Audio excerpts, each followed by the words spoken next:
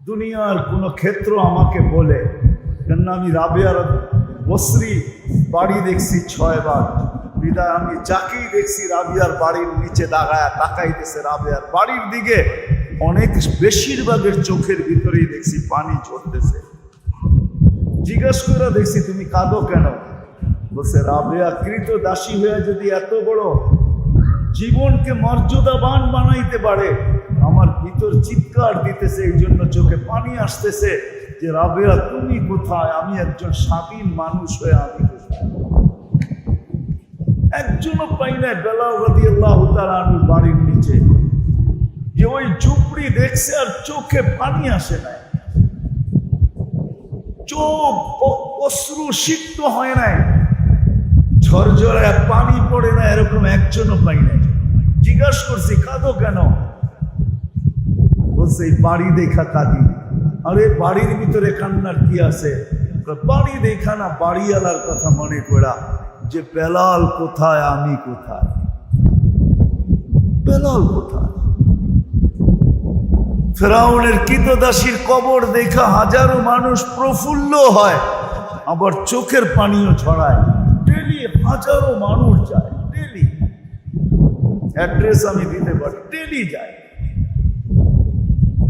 চোখে পানি ঝরায় চলে আসে একটা কৃতদাসী মহিলা ফেরাউনের বাড়ির, তার কবর থেকে এখনো সুতরাং কিয়ামত পর্যন্ত বাহির হবে, 1 সেকেন্ডের জন্য বন্ধ হয় না। অন্য কেউ তো নাই এখানে, এক মহিলার 2 বাচ্চা, এটাই তো, আর তো কেউ নাই।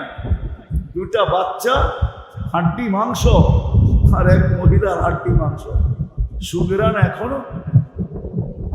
আল্লাহ রসুল জিজ্ঞাসা করছিলেন জিবরিল কতদিন বাহির হবে? তো বলছে ইলা ইয়াউমিল কিয়ামা, কিয়ামত পর্যন্ত বাহির হবে। কুল্লু মান ইয়ামুর ইয়াকিফ, যে এখান দিয়ে যাবে সে দাঁড়াবেই দাঁড়াবে। আজকে তো দাঁড়ায় না, হাজারো মানুষ যে বসে থাকে। যদি জিজ্ঞাসা করা হয় বাজারের পারফিউম কি যথেষ্ট না, তো মুখে বলে হুজুর দুনিয়ার পারফিউম অন্য জিনিস, এই কবরের পারফিউম অন্য জিনিস। একবার নাকে লাগলে আর জীবনে পারফিউমের দরকার হয় না। যেমন ফাতেমা রাদিয়াল্লাহু তাআলা আনহা বলছিলেন, ইয়া মান শাম্মা তুরবাতা আহমদি ফাকাদ শাম্মা মিনাত তিবি গাওয়ালিয়া।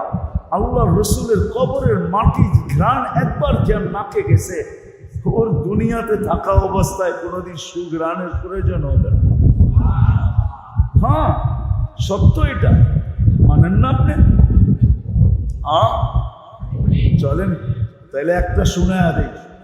আসিম রহমতুল্লাহ আলাইহি ছিল মদিনা মুনাওয়ারার ইমাম, তাবেই ছিলেন উনি, সাহাবাদেরকে দেখছেন। উনি যখন কথা বলতেন তো সুঘ্রাণের তুফান বাহির হইতো মুখ দিয়া। যখন কেরাত পড়তেন পুরা পরিবেশ সুঘ্রাণে মোহিত হইত। ছাত্রদেরকে যখন পড়াইতেন তো মুখ দিয়ে সুঘ্রাণ বাহির হতো। ছাত্ররা একদিন জিজ্ঞাসা করছে মুসল্লি সহ, হযরত মুখ খুলতে দেরি, সুঘ্রাণের তুফান বাহির হইতে তো দেরি হয় না, ভিতরে কি সেট করছেন যে এত সুঘ্রাণ বাহির হয়? তো বলছে বলার ছিল না, বাধ্য করলা, এই জন্য বলতেছি। ওনার কেরাত খুব সুন্দর ছিল। তো বলছে রাত্রে স্বপ্নে আল্লাহর রাসূল 2 সাথীকে নিয়ে আসছিলেন, আবু বকর আর ওমর রাদিয়াল্লাহু তাআলা আনহু। আয়েশা বলছিল আসেম একটু কোরআন শোনাও তো। আমি বলছি ইয়া রাসূলুল্লাহ আপনাকে কোরআন শোনাবো? বলছে শোনাও।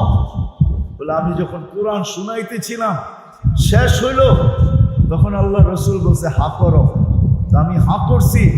আল্লাহ রসুল ঘুমের ভিতরে নিজের জিহ্বার থেকে লালা আমার মুখে লাগায় দিছেন। ওই দিন থেকে সুঘ্রাণ শুরু। যদি স্বপ্নের লালায় সুঘ্রাণ হয়, যে মাটির সাথে শরীর বিলাস, ওই মাটির সুঘ্রাণ কিরকম? তবে তো ফাতেমা রাদিয়াল্লাহু তাআলা আনহার কথা সত্য। বিদায় আসেন, গুছায় নিয়ে আসি। আল্লাহ করুক আজকে আমাদেরকে চিন্তা করার তৌফিক দেন যে আমার অস্তিত্বটা কেন, এই এলাকার যুবকদেরকে আল্লাহ চিন্তা করার তৌফিক দেন, যে সে ভাবুক যে আমার যৌবন কেন,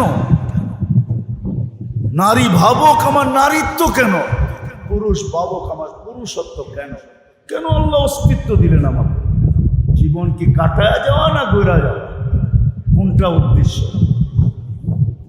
রব্বে কাবার কসম, গড়া যাওয়া ব্যতীত, খোদার কসম, গড়া যাওয়া ব্যতীত দুনিয়ায় পজিশন পাইলেও পাওয়া যেতে পারে,